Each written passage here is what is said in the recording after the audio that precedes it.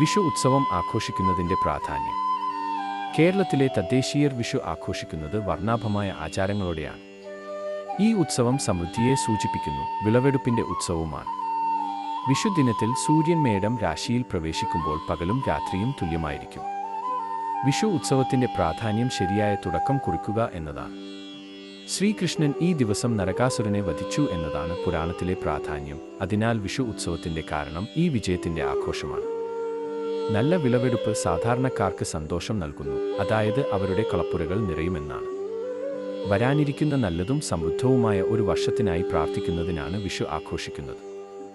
വിഷുപ്രഭാതത്തിലെ ആദ്യ കാഴ്ച വിഷുക്കണിയാണ്. ഒരു ഉരുളിയിൽ ക്രമീകരിച്ച നല്ല വിളവെടുപ്പിൻ്റെ ഭാഗമായ എല്ലാം ഇതിൽ ഉൾപ്പെടുന്നു.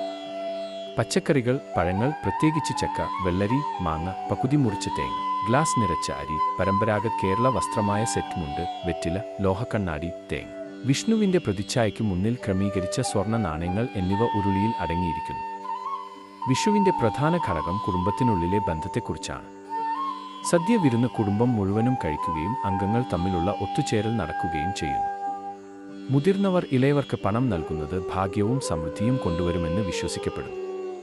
ഇളയവർ മുതിർന്നവരുടെ കാൽ തൊട്ട് വന്ദിക്കുകയും അനുഗ്രഹം വാങ്ങുകയും ചെയ്യുന്നു. ഇളയവർക്ക് പണം നൽകുന്ന ഈ പാരമ്പര്യം വിഷുകൈനീട്ടം എന്നറിയപ്പെടുന്നു. വിഷുക്കൊടി, പുതിയ വസ്ത്രം ഒരു അവിഭാജ്യ ഘടകമാണ്. കൃഷി പ്രധാന വരുമാന സ്രോതസ്സായിരുന്ന പഴയ കാലത്ത് പുതിയ വസ്ത്രങ്ങൾ വാങ്ങുന്നത് അവസരങ്ങളിൽ മാത്രമായിരുന്നു.